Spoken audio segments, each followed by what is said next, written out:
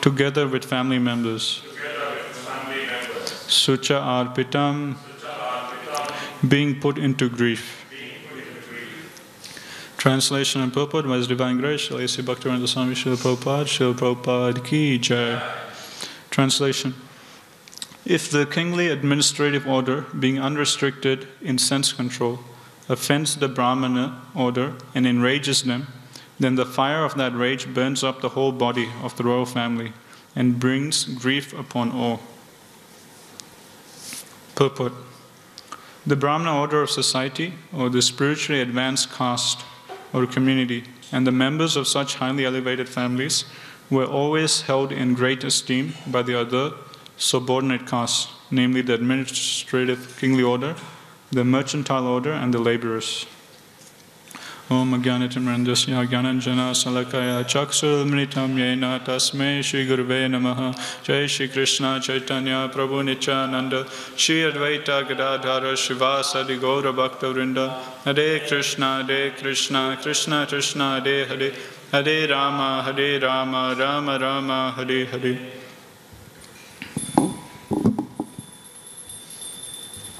Hare Krishna everyone. Thank you for coming to Srimad Bhagavatam class today. So we're continuing on with the son of Dronapanish, Aswathama. So after Arjuna bound up Aswathama and brought him back to the camp, he left it to Draupadi to decide what to do with him. And now we're seeing how, although initially Arjuna, he himself was like so angry and furious at Aswathama, he got overcome by compassion and now he didn't want to kill Aswathama, even though Krishna himself was inciting Arjuna and giving him different reasons to kill him. But Arjuna was being overcome by compassion, so he left it to his wife Draupadi to decide. And now we're seeing Draupadi, she also has the same mentality, the same mood of compassion. And now she's giving different reasons of why Arjuna shouldn't kill Aswathama. First thing she says is that it's by Dronacharya's mercy that you learned, the military art of throwing arrows. And in Dronacharya's absence, Aswathama, the son, is the representative. So it's said in Vedic culture, the son is the representative of his father. So this Aswathama is just as good as our spiritual master, Dronacharya. And how can we kill our own spiritual master? So that's one argument she uses. And then next she says, yes, my Lord, do not make the wife of Dronacharya cry like me. I am aggrieved for the death of my sons. She need not cry constantly like me. Next argument she uses is that if Aswathama is killed, then Kripi, the mother of Aswathama, she will go through so much pain and hardship.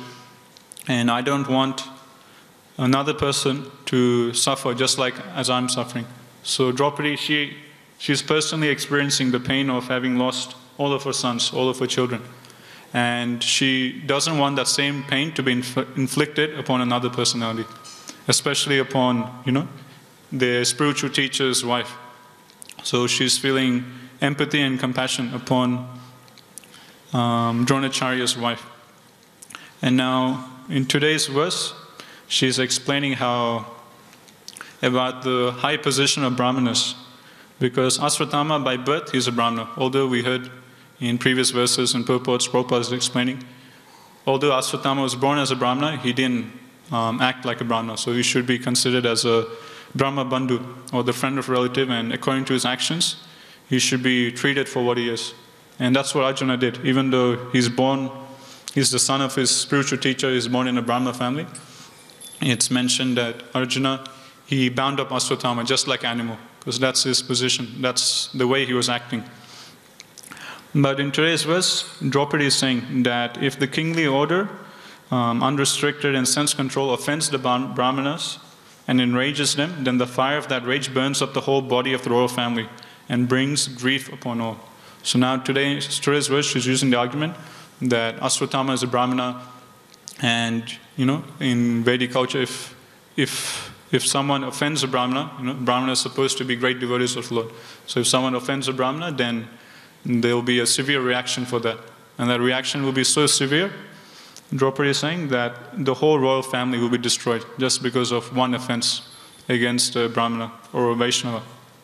So that's why she's telling Arjuna. So spare him, don't kill him. And in today's Prabhupada, it's a short purport. Prabhupada is saying about the importance of Brahmanas in society and how they're the spiritually advanced caste or community. And they were always held in high esteem and great esteem to the subordinate castes like the administrative order, the mercantile class, Kshatriyas, Vaishyas, and Shudras. So generally in Vedic society, you think like the king, he's like the head of the whole kingdom. But actually the real power is with the Brahmanas. The king will do all the administrative work, he'll do all the hard work, but he will always act under the guidance of the Brahmanas. Brahmanas' main business is to just engage in spiritual activity. So they'll study the Shastras and they'll teach the Shastras to others. They'll perform sacrifices and teach how to do sacrifice to others. They'll accept charity and they'll give charity to others. And it's mentioned in Shastra that, in Bhagavatam it's mentioned that the king, he has full control over all the citizens in the kingdom, except for the Brahmanas and the Vaishnavas. So the king, he's allowed to, if someone is not doing something right in the kingdom, the king is allowed to punish, correct, put tax or do something to rectify a certain citizen in the kingdom. Everyone except for Brahmanas and Vaishnavas. It's mentioned in Bhagavatam. This is mentioned in Prithumaraja section in 4th canto, how the king has no jurisdiction over the Brahmanas and Vaishnavas. They're under the control of the Supreme Lord Krishna. And if the king tries to do something with them, then it's like a great offense, and that will cause his downfall. And that's what Draupadi is explaining in today's verse. If we some or other offend Brahmana order, then that's it. That fire from the rage of offending a Brahmana will burn up our whole royal family and will cause our whole destruction. And this thing we see, perfect example of this is in 4th canto with the story of King Vena. So King Vena's father, initially he couldn't get a child, and then he worshipped the Supreme Lord and did some yagna penances, and then finally he got the boon that he would get a child. And then finally when he got the child, instead of being a very nice child with good qualities, who will be a devotee of the Lord, who will be a perfect king, he ended up being a very cruel personality, and his name was Vena. It's mentioned right from his childhood, from 5 years old, he was doing so many crazy, heinous things. Like, first thing Bhagavatam explains, that when Vena, he went to school as a little kid, like he went to kindergarten, he used to go play with his mates, and if you had any arguments with any of his mates, he would just kill them, just slaughter them. So it's like, like it's lunchtime and the teacher goes away and the children are playing. After lunch break, the teacher comes back, and then the teacher notices all the students in the classroom, they're just dead. They have all their heads chopped off, and just one student is there, with a knife or something. So that was Vena's behavior right from the age of 5 years old. We hear how, Prahlad Maharaj, Dhruva Maharaj, at the age of 5, how they're doing, so much devotional service, so many nice austerities. Vena is complete opposite. Right from the age of 5, he used to mercilessly slaughter his classmates in school, and when he would go out, just in the jungle or wild, if he sees any animals, he would just, for no reason, just kill them. And he will enjoy killing other living entities, and he will take great pleasure in that. So, like this, Bhagavatam describes the character of Vena. So this is how he was growing up. This is what he was doing from his childhood. So naturally, the father of Vena, he was like so much in distress, This person is going to be the next king, I have to train him up. So after I leave, I go for Vanaprastha, someone will take our kingdom. But no matter how much, his father tried, he just couldn't rectify Vena. He couldn't make him into a good person. And Vena would continue doing all these horrible things. And finally the king got fed up. And it's mentioned in Bhagavatam, one day, while the whole kingdom was asleep, at the dead of the night, the king, he just left the kingdom and just went away. And in the morning, when the citizens, the queen and everyone else woke up, they just found the king has disappeared. And they searched all over the whole kingdom for the king, but they couldn't find him. And one interesting thing Prabhupada mentions in his purport in this section, Prabhupada says that it's funny because this king, I forgot his name, I think his name is Maharaj Anga. Yeah, Maharaj Anga. So Maharaj Anga, he's a great devotee of the Lord. And, he's like a pure devotee, and he's praying to, Krishna, Radha Gopinath, please, I don't have a son, I would like to have a son so that the kingdom can go forward. And Krishna fulfilled his desire, but he gave him, instead of a good son, he gave him such a bad, cruel son like Vena, like the worst of all, worst thing one can possibly imagine. So it seems like, Krishna didn't fully reciprocate with his devotee. So Prabhupada, he explains that sometimes when his pure devotees, they have like when his devotees have any mature desires, Krishna will sometimes fulfill it in a way that the desire will be satisfied at the same time, the devotee won't desire that mature thing anymore. And Krishna will fulfill it in a way that his devotee will further take shelter at his lotus feet. So that's what Krishna did to Maharaj Anga. He gave him such a bad son that forced Maharaj Anga to take to renunciation, to give up all his mature attachments, give up attachments to home and family life, and then take full shelter of the Supreme Lord, fully surrender unto Him. So that's why, Prabhupada explains, that's why not so many people come and worship Krishna, because they know Krishna is very tricky. If you're asking for some things, He'll fulfill in a way that you never expected. But those who are serious about spiritual life, those who want to, get out of this material world, they know that whatever Krishna does is for our own good. Just like, Prabhupada gives the example that demigods, they're just like businessmen. If you give them some money, they're entitled to give you something back, even though that thing could be bad for you. Just like you go to some store and you give them $20 and ask for a packet of cigarettes. They know that packet of cigarettes that they're giving to this person is bad for them. It's going to, ruin their life. But still, because you've given them that Lakshmi, they're forced to give you that cigarettes.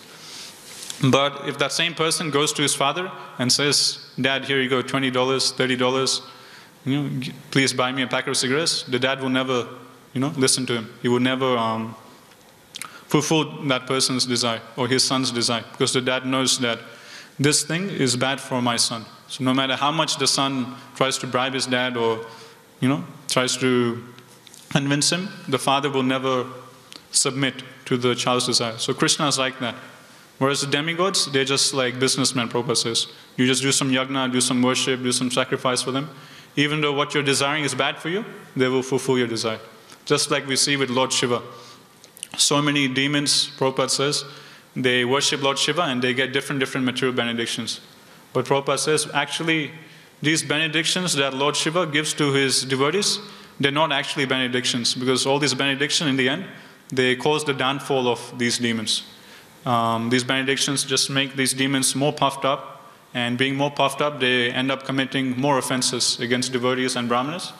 And by committing more offenses, more sinful activities, their sins just burn them up, and they, in the end, they all get killed by either the Supreme Lord or one of Supreme Lord's devotees. So that's the demigod's benedictions. It's said benediction, but actually it's not a benediction, Prabhupada says. It actually leads to the person's downfall. Whereas Krishna, he always looks for the spiritual well-being of his devotees or of the jiva. That's why mature desires he doesn't fulfill. Or if he fulfills, he'll fulfill it in a way that we don't desire anymore and we take shelter of him. And classical case of that is Maharaj Anga. He's praying, offering, doing sacrifices, worshiping Krishna, and then finally gets a son. But Krishna gives him a son, like Vena, so then he would completely become detached and take to renounce sorrow life.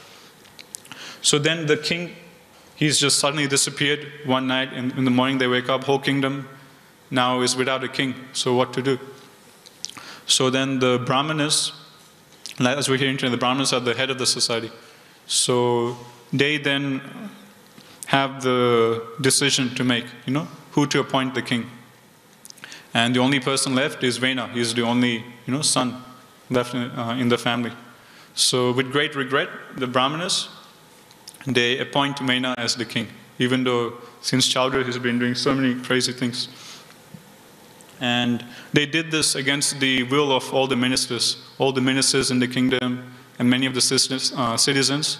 They were against this, but still the brahmanas, they made Vena the king, because unless someone is king, then the rogues and the thieves will start taking over the kingdom, and they will harass all the citizens. So someone needs to take charge of the kingdom to protect the citizens. That's the duty of Kshatriyas. Shat means hurt, and Trayate means to protect or to deliver. So that's the duty of the Kshatriyas, and if there's no king, at the top, then naturally the thieves and the rogues will come and plunder all the citizens. So against the will of all the ministers and citizens, the Brahmanas, they made King Vena as the king. They were thinking that, yes, this Vena is a bit, harsh, cruel, and, very arrogant, but at least all the rogues and the thieves, they won't dare, steal or do anything. Because he's such a cruel king, they know that if they do something wrong, then this Vena would just immediately kill them or torture them and punish them so severely. So at least all the rogues and the thieves, out of fear of cruel Vena, they won't do any sinful activity in the kingdom. It's mentioned, whenever the citizens or anyone in the kingdom, they would see Vena, they would immediately speak to each other, here comes cruel Vena, here comes cruel Vena, run away, like that. The whole kingdom was just scared of him because he was so cruel. So they made King Vena the king, and then, another problem started in the kingdom. Vena, he started abusing his power, and then he started stopping all the sacrifices meant for Vishnu. He started stopping all of that. He advised all the Brahmanas, stop worshipping Vishnu, stop doing all these yagnas. Instead, you should worship me. I am the king, and the king is known as Naradeva. The king is the god amongst the humans. So I'm the actual God, you should all worship me. So like that, he was creating so much havoc in the kingdom. Then again, the Brahmanas, when they see this, they start feeling compassion for the citizens. They start thinking, that the only reason we appointed this guy as the king is to protect, all the citizens in the kingdom from the thieves and rogues. But now it seems like now a bigger problem is being created. Now this Vena is stopping all yagna for Vishnu, and now he's saying that he's God and everyone should worship him. So the Brahmana said, okay, let's go talk to Vena and advise him, in proper dharma and proper religious principles. So they all go to Vena, all the Brahmanas, and they start, advising him, telling him, the king, he's supposed to be representative of Vishnu, and as representative of Vishnu, he should inspire all the citizens to take shelter of Krishna. He should inspire everyone to follow the Varnashram Dharma. He should inspire everyone to do sacrifice to Vishnu and to start glorifying Vishnu, explaining how we're all subordinate to him, and to start preaching to him about the different duties of a king and how he's supposed to help the citizens, progress in their spiritual journey.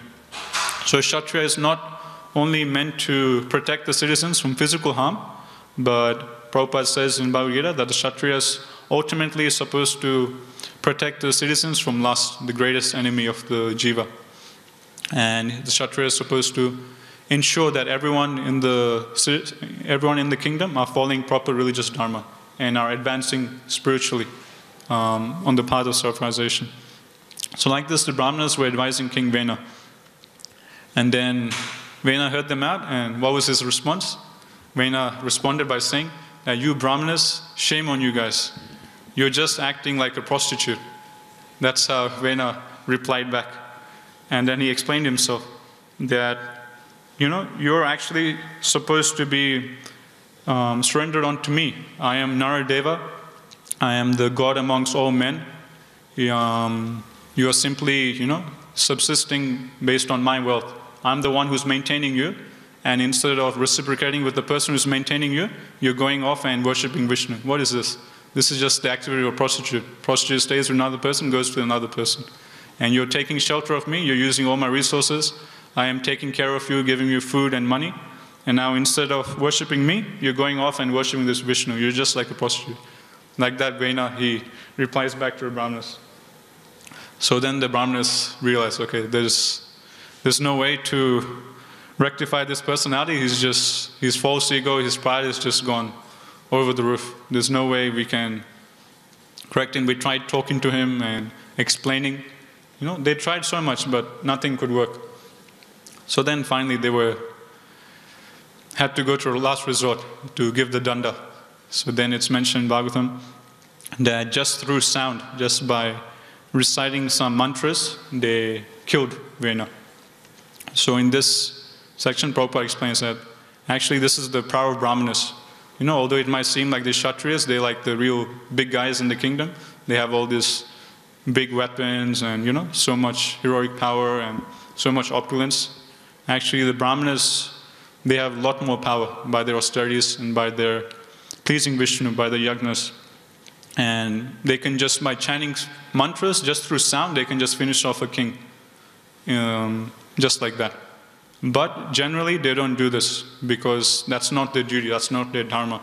Their dharma is to, fully engage in devotional service, in spiritual activities, and just to give guidance to society and teach society, the Shastras and Vedic principles. But in emergency situations like this, sometimes Prabhupada says, although this is not a Brahmana's duty, sometimes in emergency situations, the Brahmana has to come into politics, come into management, and do something for the benefit of the citizens. Because the Brahmanas, they were feeling, just as we're seeing here, Draupadi is feeling compassion. We see that same compassion, Prabhupada says, the Brahmanas were feeling. The Brahmanas, it's mentioned that the position of the citizens were just like you take a piece of wood or log and you light fire on either side of the log. And in the middle of the log, there's like ants. So the position of the citizens was just like that.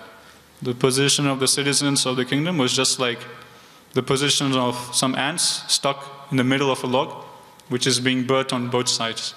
So on one hand, the citizens are being harassed by this demoniac king, Vena. On the other hand, there's all these thieves and rogues waiting to just plunder all the citizens. As soon as the king is gone, the thieves and rogues will come and start plundering all the citizens. And that's what happened actually. After the Brahmanas killed Vena, there was no king. And then it's mentioned all the thieves and the rogues, they started again harassing all the citizens. They started plundering them and destroying everything and stealing everything. So the Brahmanas, seeing this, they were feeling so much compassionate upon the citizens.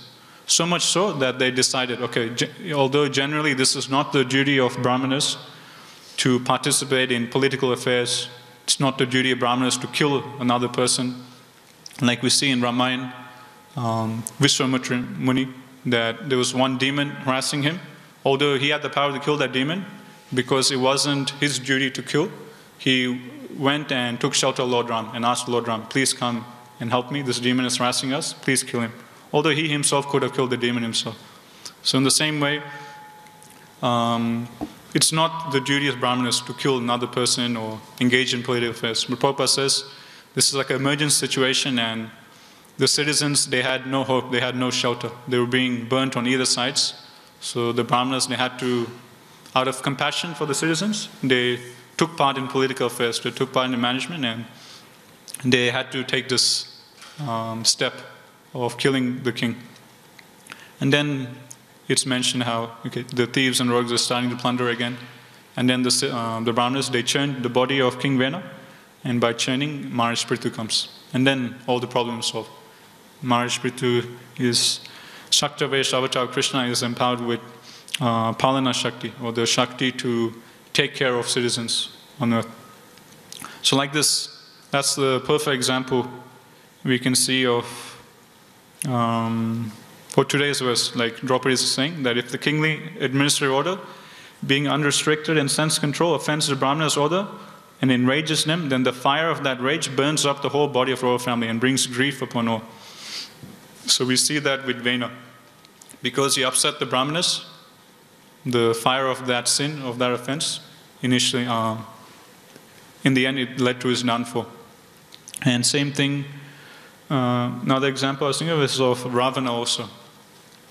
I was just reading the prologue of Ramayana yesterday, and in the prologue by Krishna Dharma Prabhu, it's just all about Ravana, about all the different sinful things he was doing. It's mentioned he was just going around. First he went and fought with Kuvera, defeated him in battle. Kuvera is like his brother, and he defeated him. And then he stole his Pushpak Viman, his flower, airship. And then he was traveling in this Pushpak Viman around the universe trying to find a proper battle. and along with his Rakshasas and demoniac soldiers. And it's mentioned in Ramayana, I was reading that whenever they would like travel, they would like fly in the sky. And from the forest, whenever they would see some smoke coming out, the trail of smoke coming from the forest, they would immediately understand, okay, this smoke is coming from a fire sacrifice done by Brahmanas. So that way they would spot where all the Brahmanas are, where all the Vishnu worship is going. So they would fly in the sky and they would look down and see some smoke coming from this part of the forest. It's like, oh, okay, there's some Brahmanas there. Then what they will do, they will have pots of blood, stool and all nasty things. And they would pour blood and all these different things onto the Brahmanas' Yagnakun. And then they would come and then just kill all the Brahmanas, rip them apart and eat their flesh, and then they'll go. Then again they'll travel, find another area where the Brahmanas are doing sacrifice. Again they'll do all this stuff. So this is all mentioned in the start of Ramayana. This is how demoniac Ravana was and his associates. So like this they were doing, and so through all of this, Ravana, it's mentioned, Ravana was just simply accumulating more and more sinful reactions, simply accumulating more and more curses of the Brahmanas. And like this, he was going on, and there was like one personality, so like one Marja, I think her name is Vedavati. She was like doing tapasya to worship, to get Vishnu as a husband. And then Ravana came, being attracted by her, he touched her hair, and then this person, then she just gave up her body, and then she cursed Ravana that, a woman will be the cause of your downfall, and will, like that, Ravana was getting different curses from different personalities he offended.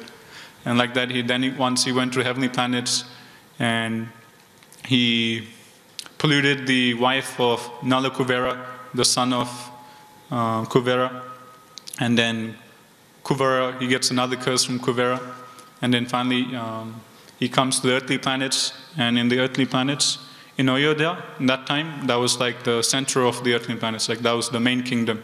So the ruler of the whole earth was in Ayodhya. And that time the king was like Arya Yana, something like that.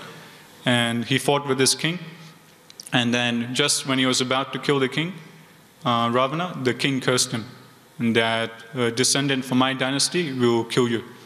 And you're offending my dynasty and saying all these bad things about our dynasty.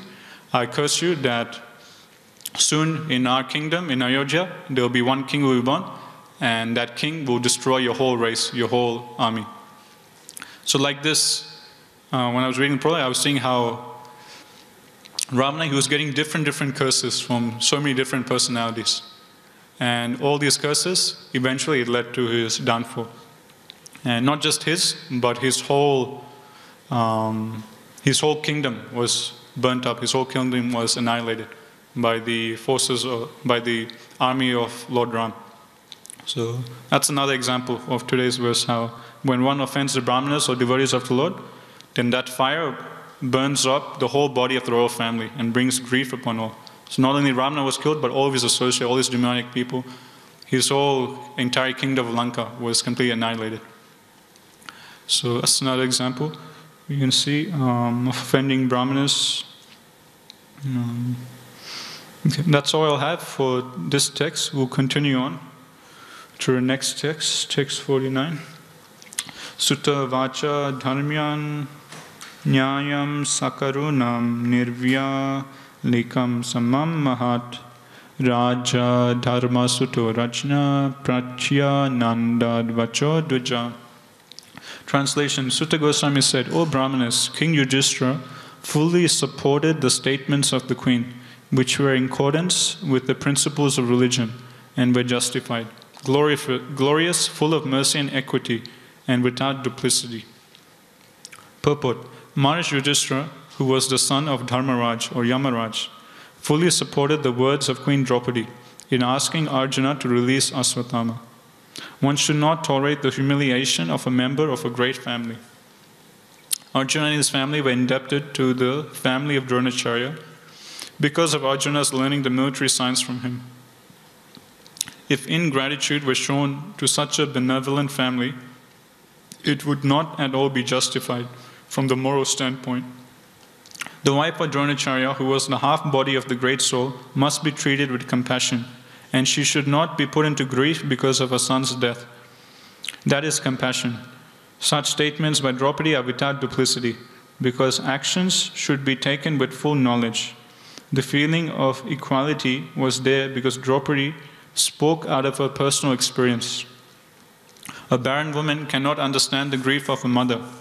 Draupadi was herself a mother, and therefore her calculation of the depth of Kripi's grief was quite to the point.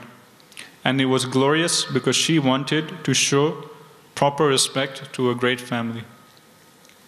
So as we were discussing earlier, that Draupadi herself was a mother, Prabhupada, and so she could understand the depth of the grief a mother feels when her sons are gone. So that's why she didn't want the same pain to be inflicted upon Kripi, the wife of their spiritual teacher. And that's why her compassion was justified, Prabhupada is saying. And yeah, in this verse, so we've just finished the arguments of Draupadi, the reasonings of Draupadi of why Ashwatthama should not be killed and should be spared. And in this verse, text 49, Sutta Goswami is explaining how Maharaj Yudhishthira, he also supported Draupadi also. Draupadi's argument that yes, Ashwatthama should be spared, he should be showed compassion. And this compassion is bona fide.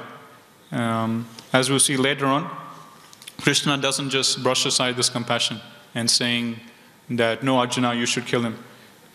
Later on, Krishna, he gives his final verdict. Krishna says, you should both be compassionate and at the same time, you should also kill him. You should do these two things simultaneously. So Krishna says that, okay, Arjuna, you need to satisfy all of us. You need to satisfy Draupadi and Maharaj Yudhishthira, and at the same time, you should satisfy me and Bhima.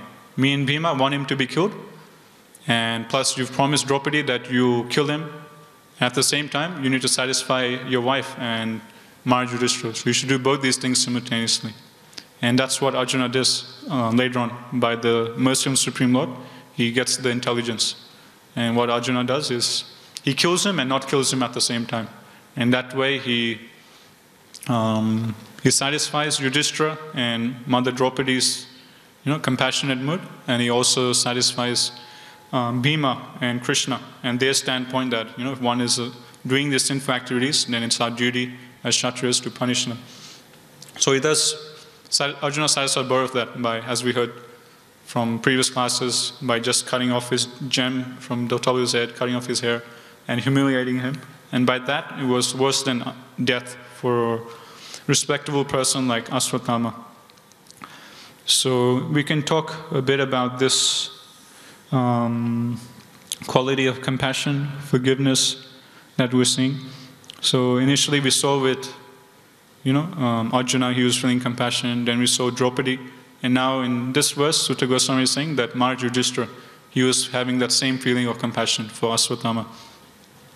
And later on, actually, in this canto, we'll see the great, wonderful qualities of Maharaj Yudhishthira.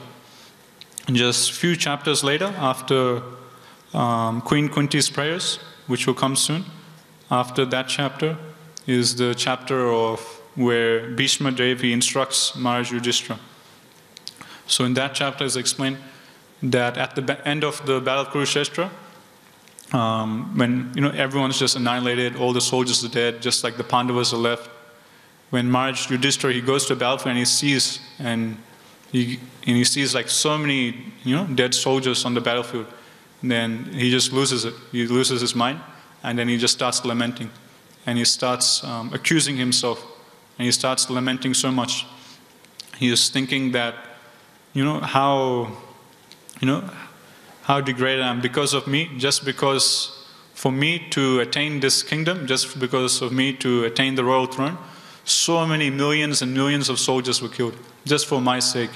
How selfish am I? How much sins I have accumulated just for the sake of one person taking up the throne. So many soldiers had to be killed. Shame on me. Like that he was criticizing himself, and like that he was lamenting that because of him, so many people got killed in this battlefield. And different personalities, they came up and they tried to pacify Maharaj Yudhishthira by telling him, no, whatever you did is right, this is Krishna's will, these are all demonic people, Krishna wanted you to be the king, like that. Vyasadeva was there, Narad Muni was there, Krishna himself was there. Krishna himself was with the Pandavas the whole time. And Krishna himself tried to console Maharaj Yudhishthira. But still, Maharaj Yudhishthira wasn't satisfied. So, which is quite extraordinary, because Krishna is Supreme Personality Godhead, but Krishna, he can do anything. So, he can convince someone, and at the same time, if he wants, he can make it that, even though he's the Supreme Lord, he can make it that whatever he speaks, it doesn't go into the head of the other person. So, Krishna purposely made it so Maharaj Yudhishthira couldn't understand or take into heart what he was saying, because he wanted Bhishma Dev to get the credit of pacifying Maharaj Yudhishthira. So this scene is very amazing because it's mentioned in the Bhagavatam that Maharaj Yudhishthira, he was like such a great devotee that he forgot all the sinful things, all the bad things that the Kauravas had done to him and the Pandavas. He forgot all of that. The only thing he was thinking of was that because of me, all the soldiers got killed. And because he forgot all the things that the Kauravas had done to him, Bhishma Dev, when he was speaking to Maharaj Yudhishthira, Bhishma Dev had to remind him, hey, you know, these Kauravas, they did this to you, they did that to you, they did this to you, they did that to you. And Bhishma Dev had to remind him, so much hardship you guys had to go through. Although you're devotees of the Lord, so much hardships you guys had to go through. So like this, Bhishma Dev had to remind Maharaj Yudhishthira, Prabhupada says, because Maharaj Yudhishthira just forgot. That's the nature of a devotee. Like we've heard this many times. Radhana Maharaj, he says that, you know, 2 things a devotee should remember and 2 things a devotee should forget. 2 things you should remember is whatever good others have done to us, we should always remember. And my Guru Maharaj, he says that anyone who has helped us in our Krishna consciousness, in one way or another, we should always remember that person. And we should always make it a point that we never let that person forget that, you know, you helped me in this way at this time in my spiritual life. Whenever we meet that person, we should always thank them, and we should never let that person forget how they helped us in our spiritual life. So this is the nature of the devotee. He never forgets the good that others have done to him. And the other thing that he always remembers is the bad things that he has done to others. So that's the second thing he remembers. And the 2 things devotee forgets is he forgets all the good things he's done to others. And he forgets all the bad things that others have done to him. And this we're seeing with Maharaj Yudhishthira. So many things the Kauravas did to them. You know, like, you know, Prabhupada is writing Gita, there's 6 types of aggressive things one can do to one. And if someone is doing one of these 6 things, then they're entitled to, you know, kill the other person. Like stealing one's land, wealth, kidnapping one's wife, stealing one's riches, you know, plundering one's wealth and attacking with deadly weapons. And all 6 of these things, the Kauravas had done against Maharaj Yudhishthira and the Pandavas. But Maharaj Yudhishthira, he was such a great elevated devotee of the Lord that he forgot all of these things. He was just completely gone out of his memory. So much so, Bhishma Dev had to remind him that the Kauravas did this to you, they did that to you, they did that to you. He just forgot, he couldn't remember. So from this is a perfect example of devotee, how he forgets the bad things others have done to him. And here we're seeing, instead, Maharaj Yudhishthira is remembering, you know, the bad things that he's applying on. Even though what he did was not bad, he was just acting according to instruction of Krishna, still the devotee is always looking to find his own faults. So like that, we're seeing how Bhishma Dev, he will pacify Maharaj Yudhishthira. And later on, another example, again in first canto, we see again of Maharaj Yudhishthira's great Vaishnava qualities. Later on, we see in the section where Dhritarashtra is living with Maharaj Yudhishthira. So after the whole battle is finished, just Dhritarashtra is left along with his wife Gandhari. So all their sons are dead. So they have no one to take care of them. So Maharaj Yudhishthira, he takes care of them. He puts them in the palace and takes nice care of them. And Dhritarashtra is living with Maharaj Yudhishthira and the Pandavas. And then later on, Vidura, after going on pilgrimage, he comes back. And Bhagavatam explains, he doesn't come back just to, just to say hi, hello, and, just with the family members just to greet them, but the main reason he comes back is to deliver Dhritarashtra. Again, we're seeing this quality of compassion. Vidura, he's feeling great compassion for his brother Dhritarashtra. Even though Dhritarashtra had done so many bad things to his brother Vidura. Dhritarashtra's son Duryodhana has insulted Vidura so many times. And Dhritarashtra, he never did anything to protect Vidura from these insults of his son. And he did nothing to help his brother Vidura. So Vidura could have been holding the grudge, that this person, he never listened to my instructions. So many times I tried to counsel him, don't fight with the Pandavas, the devotees of the Lord, don't do this, this is wrong. Your son will cause your downfall, don't listen to your son. So many times I tried to counsel him, not once he listened to me. Plus his son insulted me so many times, and this personality, he never even protected me or defended me in front of his son. So many cruel things happened to me, and this guy never did. So he never thought like that this person did so many bad things to me. Why should I, easy thing is to just forget about this person, right? That this person never listens to me, so why should I waste my time and energy, to come and help him? Let me just, go on pilgrimage, hear and chant about Krishna and, talk to other people. But no, he wasn't thinking of all the bad things Dhritarashtra had done. Instead, he was feeling compassionate for Dhritarashtra. That, holy sons are dead. He has no one else in his family. And still, in such a helpless and terrible situation, still he's trying to be the enjoyer. Still, even in his old age, when his whole family is dead, he's trying to enjoy. In the house of the same Pandavas, he tried to kill. He tried to torture in so many ways. So when Vidura sees this, he just thinks, this guy is just crazy. And he feels great compassion. So that reason, Vidura comes back and he chastises Dhritarashtra. Initially, there's like a big welcome, the Pandavas and all the, Dhritarashtra, Gandhari, they welcome Vidura, they inquire, how was your trip? And then after all the formalities are over, then that's it, Vidura starts preaching very heavily to Dhritarashtra. That, you're just living like a dog in the house of the Pandavas. You're just eating the remnants of whatever Bhima is leaving over. So like that, he was chastising Dhritarashtra. That look at you, any moment you'll die. You can't even open your mouth, speak properly. There's like mucus and bile choking your throat. Your skin is all ragged, your face is all ugly. You have gray hair, you're going bald. Like so many descriptions Vidura gives. Any moment you can die, and look at you. Still, even at this old age, you're trying to be the enjoyer. So like this, Vidura chastises Dhritarashtra. And then finally now, it really hits Dhritarashtra in the heart. And then he gets the realization. Then, by the mercy of the pure devotee Lord, Vidura, Dhritarashtra, he leaves. He just, this is all, that's it. He finishes everything, he just leaves one day. He just leaves the palace of the Pandavas, and along with him, Gandhari, as the ideal wife, she also leaves. And they all go to a forest and they do tapasya. So when Maharaj Yudhishthira, he sees this, one morning he wakes up, or, during the day, he's looking for his uncle and auntie, and he can't find them. He's looking, searching all around the palace, he can't find Dhritarashtra and Mother Gandhari. And he's inquiring and asking, where did they go, where did they go? And no one knows, because Dhritarashtra didn't say anything, he just left, just like that. And when he couldn't find them, what was Maharaj Yudhishthira's conclusion? He was thinking that because I didn't treat them properly, because I might have behaved rudely or didn't serve them properly, they got fed of me and they left the kingdom. They left my palace. That's what Maharaj Yudhishthira was thinking.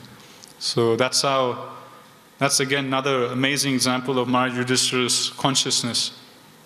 That when he was taking care of Dhritarashtra and Gandhari, he wasn't doing it in a grudging mood, That, these two personalities, they did so much hardship to us, but still, they're our uncle and auntie, we have to take care of them. Let us take care of them until they die. Anyway, they're old guys, sooner or later they'll die and pass away.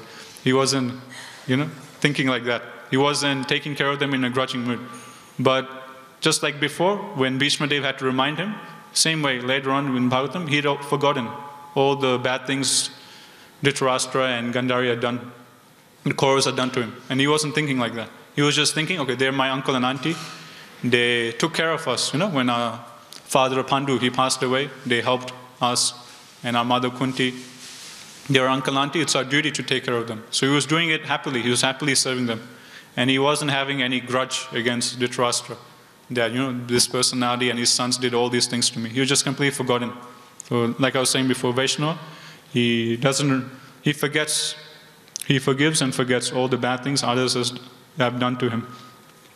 And then when he saw that they had left, instead of, thinking of something else, he thinks that the reason this happened is because of his own fault.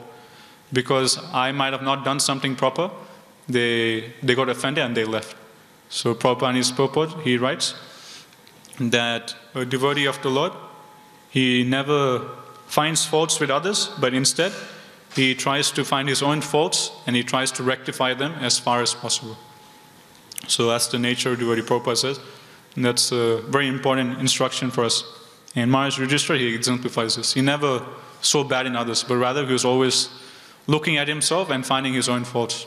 Obviously, it's like easy to say, but very difficult to do. So that's why we need to pray for the mercy of the Vaishnavas, pray to Gopinath that, I have this mood of finding faults, or, this happened to me from this Nadi, I can't forget it. And we can pray for the mercy of the Lord, and Krishna will help us, follow in the footsteps of these great devotees, Maharaj Yudhishthira, Mother Draupadi, and we can also slowly also acquire these great, wonderful qualities. Okay, I'll stop here. Gantra Srimad Bhagavatam ki jai, Chaguru Srila Prabhupada ki jai, Jai Gaur Premanande.